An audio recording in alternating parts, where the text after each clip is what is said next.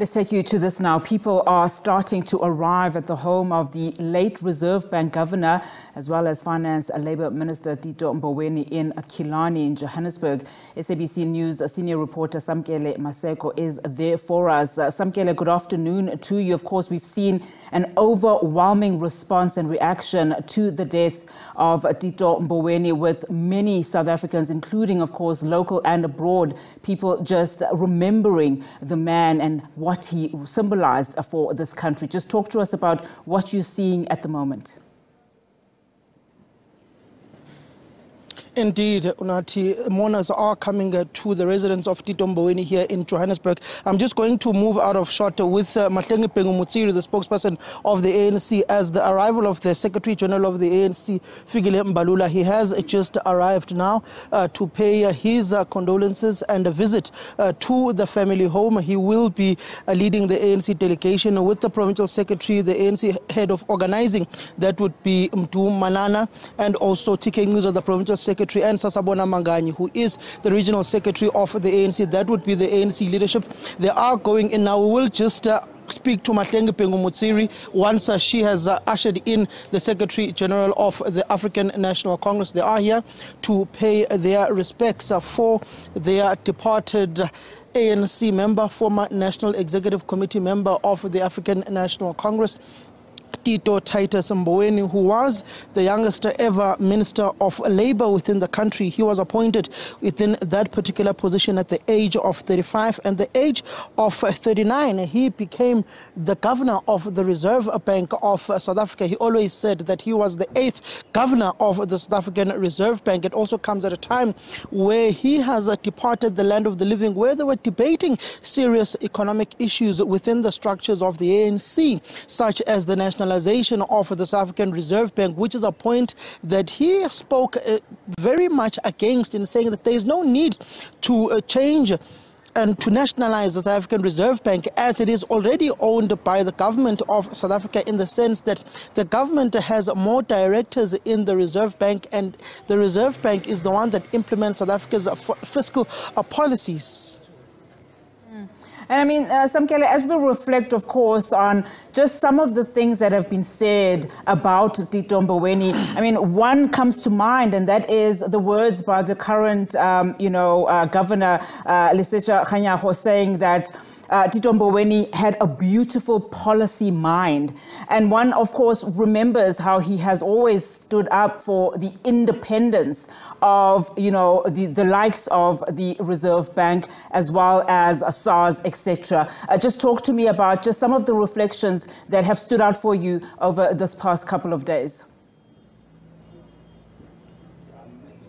Some of the reflections that have stood out come from ANC ordinary members, some PEC members, particularly in the province of Mpumalanga. I'm reminded of a comment that was made by Ndumiso Mukako, where he spoke about how Tito Mboweni's generation were not deployed or sent into government positions on the basis of their popularity within the structures of the ANC, not based on patronage, but based on the capabilities and the skills and the strengths that they had. In saying that former President Nelson Mandela, the founding president of our democracy, saw Tito Mboweni's caliber and capabilities when he was first deployed as the Minister of Labour within the country. You go to the comments that have been made by the former General Secretary of the Congress of the African Trade Unions, that would be Mbazi Mamashulawa, on the history and the legacy of Tito Mboweni and what he has assisted the labour force within the country with some of the policies they came up with when he was the Minister of Labour within the country. You go to the time when he was called upon to become the Minister of Finance, so when President Cyril Ramaphosa took over the reins of power, and how he had to balance some of the economic policies and social security programs that the ANC had come up with, particularly coming at a time where the government was faced with financial constraints, where the economy was not growing and South Africa's economy was very stagnant at the time. You look at a time where he also went to play a role, particularly, you'd remember when he had left public office,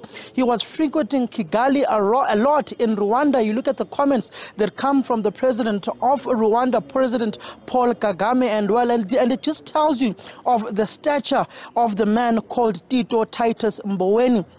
And also in his latter years, the times he spent in his own village in Tzaneen in Limpopo, where he grew up, going to the school where he studied in primary school, engaging with ordinary residents of his particular community in Tzaneen, whether it be the Ratepayers Association, whether it be the structures of the African National Congress, or just representing the downtrodden and the poor. You look at how political formations across the board I've spoken so eloquently about Tito Mboweni. One who comes to mind is Julius Silo Malema, the leader of the Economic Freedom Fighters, saying that Tito Mboweni was a representative of the people. Tito Mboweni respected their views, whether they differ or not. And Tito Mboweni also was a person who embraced African leadership. And I mean, just as you reflect on just how a range of people that you've spoke to, and of course our colleagues have spoken to, everybody agrees in terms of the significant impact that he has made. I also, recall that the unions, in fact, also had high praises for him, because you will recall, of course, that under his leadership, the Labour Relations Act of 1995, as well as the Basic Conditions of Employment Act of 1997 were implemented. In fact, these are just some of the benefits that workers today are still, flourishing under, if one can put it that way. But what are we expecting as we wrap up our conversation, Samkele, to happen this morning, this afternoon, particularly as those, as you've said, ANC members are coming in? From the family perspective, in terms of arrangements, what can you tell us? What we do know is, particularly alluding to some of those Labour Relations Acts that were signed and brought into law under the tenure of Tito Mboweni, it was those comments that came from the likes of Zwelinzima Vavi, who is a former General Secretary of COSATU, and also it would be Mbazi Mamashilowa, who was a General Secretary of COSATU as well, who worked extensively with Tito Mboweni when he was the Minister of Labour, particularly within the country. What is happening now is that the leaders of the African National Congress are coming to Tito Mboweni's residence here in Johannesburg to pay homage, to speak to the brother. I saw Tito's brother going in to this particular residence of Tito Mboweni earlier on. They will get an update from the family. They will be providing an update to the family on the ANC's program on the memorials of Tito Mboweni going forth from now. But I am going to bring in Mahlengi Mutsiri, the spokesperson of the African National Congress. Condolences to you as the African National Congress on the passing of your former NEC member, former minister, former governor of the Reserve Bank. Just the processes going forth from now with the visit of the ANC delegation to the family, to the residents of Tito Mboweni here in Johannesburg. Yes, the leadership of the ANC, led by the Secretary General, together with the leadership of our Gauteng province, are here to condole with the family and to assure the family of the continued ANC support during this difficult time. In any case, this is an extended family, the ANC being there to our late comrade Tito Mboweni.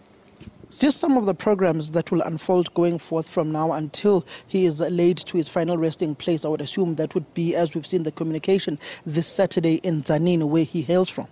Yes, this Saturday in Tzaneen, in Mahubaskloof, where he also came from and where he resided for most of his time.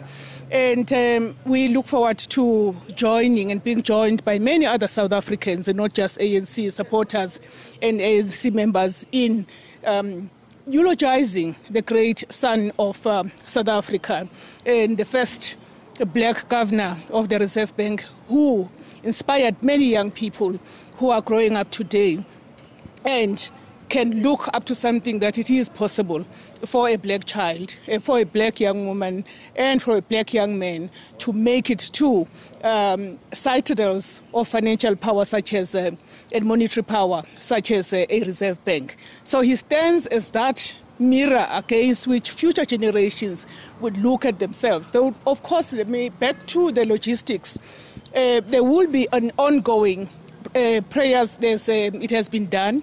The ANC leadership are partaking in this. Our national chaplaincy are active in supporting the family led by Reverend Sele, the chaplain general, and they are also here as part of the ANC delegation. What are some of the fondest memories you can share about the Duke of Makgabaskloof, as he was so affectionately known? Well, on a personal level, there are so many anecdotes I could share.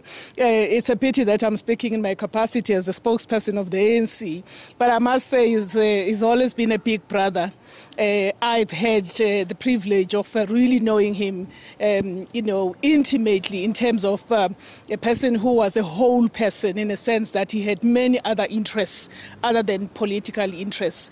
He was really in touch with his soul, and that manifested in him sitting down in social conversations, sharing stuff that had nothing to do with politics, about life in general, about things that get him warmed up and happy as a person. So we really have lost someone that was relatable, someone that was affable, someone that will discuss a lot with you, even if you didn't share the same political values, was always eager to reach out to as many South Africans as possible. And I think he's known for that. Those that worked with him at Treasury would tell you about what a visionary he was, and also how firm and decisive he was. And I think the leadership decisiveness that he displayed in his leadership roles is something and a sight to behold. There are many other values that I could refer to where Tito Mboweni was concerned. Within the ANC, of course, as you know, one of the early doyens of developing an economic governance architecture in our country, contributed a lot in the Ready to Govern, that seminal document of the ANC that was put out projecting a vision for a future democratic government, including the economic policy, was really right at the center and the thick of it, alongside Trevor Manuel and many other comrades that started this journey that we have inherited. Thank you very much, Ms. Mahlengu Mutsiri. I would want to raise a point, but I'm not going to raise it now. They called it the think tanks and the children of the man who stays just 2 streets away from this residence of Tito Mboweni. That would be former president? Isn't it quite simple? It isn't quite interesting and a source of wonder in a sense that this represents a lot of simplicity. And I would hope the members of the media would also comment about the simple life he lived here in Killarney. Of course, our own former president also is a resident of Killarney in Johannesburg. Indeed, Tito Mboweni did live a very simple life, not lavish life at all. I remember when he was the Minister of Finance, he would never travel with the blue light convoy, as many have accustomed South African politicians to be. He drove his own vehicle, had no protectors with him, even defied the President of the Republic of South Africa in many occasions when he said that Minister of Finance, you cannot travel without protectors. But Tito Mboweni seemingly said, no, I will travel alone. He also, particularly when you look at the ministerial handbook, when government scaled down on luxurious vehicles and put a cap on the amount that the ministers, mayors, and members of the executive must spend on their executive vehicles, he kept it at about 700,000 to 800,000 rands, and cutting away with those expensive German machines that we would see on the roads, such as those X5s, and scaling down to the X3s within that particular range.